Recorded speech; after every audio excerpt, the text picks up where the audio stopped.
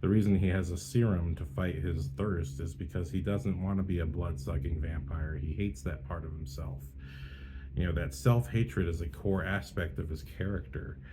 And self-hatred and discomfort with oneself, this is why I kind of hate the term cis, comfortable in skin, because just because you're a person born a male who identifies as a male doesn't really mean you're comfortable in your own skin. If that was true, you wouldn't have mansplaining.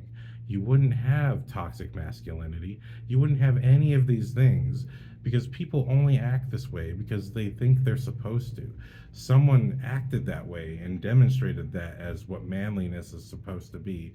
And out of insecurity, they're puffing up their chest and mansplaining and acting that way because that's how they think they're supposed to act. But a lot of these people aren't really comfortable with themselves and aren't really happy with themselves. That's why they're doing it so much and so hard, because they actually don't know what the proper form of manhood is supposed to be.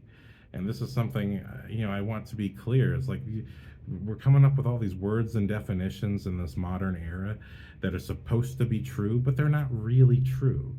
Like I said about Miss Marvel, when I did my Miss Marvel review, one of the things I felt missing from that character was her discomfort with herself. Even though I'd only read one comic book issue, the comic book issue I'd read of Miss Marvel was she tried to change herself from a petite, skinny, almost too skinny Muslim girl, and Muslim is a religion, not a race, but she's Pakistani, right? So she tried to turn herself from a Pakistani girl into a blonde white girl with curves. And it didn't work. Her body just completely deformed. And it could partially be because she doesn't have full command of her powers. But throughout this one issue, she's dealing with all the consequences, the physical pain of trying to pull herself back into her normal form.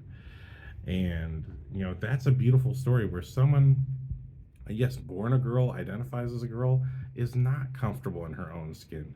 She sees this other identity in the media and amongst her friends as, oh, this is what I'm supposed to look like, and this is what beauty is supposed to look like.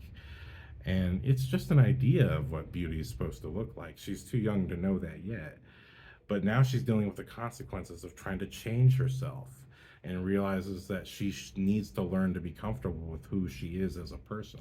I thought that was such a powerful message, both for girls who grow up, especially now in the social media age. That's such a powerful message to learn that, yeah, girl power and all that. But just because the media shouts girl power doesn't mean that you yourself are comfortable with yourself, with how you look and how you feel. And Blade is very much that. He's not comfortable with himself. But in his case, it's not. He's not discomfortable with being black. He's discomfortable with being a fucking vampire.